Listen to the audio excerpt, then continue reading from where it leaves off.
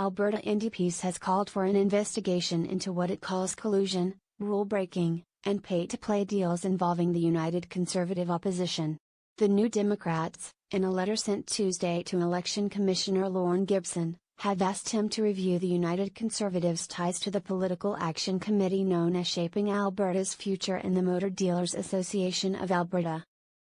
It comes a day after a letter surfaced from the Motor Dealers Association that urges members to donate to Shaping Alberta's Future. The letter told them the motor dealer leaders met with Kinney last month and were promised beneficial legislative changes if the UCP wins the spring election.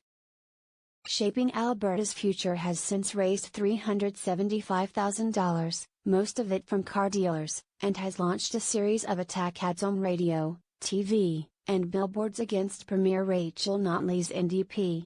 Kinney's office, in an email, denied that anything was promised.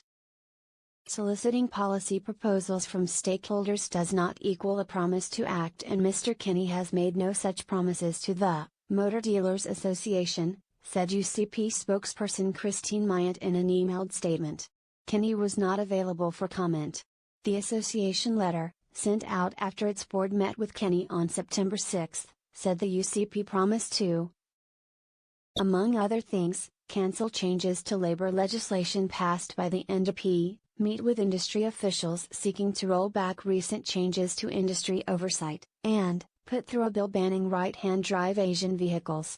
Government House Leader Brian Mason said the motor dealers are seeking to claw back recently passed consumer protection rules for car buyers, which includes no false and misleading advertising.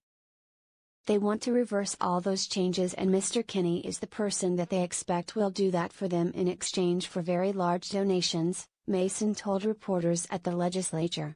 If you think that Jason Kinney has not made some commitments to the used car dealers of this province in exchange for money, then I've got a great deal for you on the high-level bridge. Dennis Ducharme, president of the Motor Dealers Association, rejected NDP accusations that they had broken financing laws. He said Kinney did not promise to make legislative changes and that the letter, written by committee, went too far. I know the wording might have been worded a little too strongly, said Ducharme. When you write a letter by committee, sometimes some people will put a little heavier wording into it for a call to action. Ducharme said they asked members to contribute to Shaping Alberta's Future because they are concerned with changes made to car sales under the NDP. Ducharme said they don't want to hurt consumers, but said the rules as they stand are an unfair regulatory and financial burden to the industry. Right now the field is not even, said Ducharme. David Wasilek, executive director of Shaping Alberta's Future, said in an email that his group has fully complied with the requirements of the fundraising rules. We have worked proactively with officials from Elections Alberta to ensure our activities are compliant. This complaint is without merit. Political action committees have grown in Alberta after the NDP banned corporate and union donations and restricted the amount of individual donations to parties to $4,000 a year. The POCs can support parties but can't engage in direct political activities, such as conducting and sharing polling information on voters.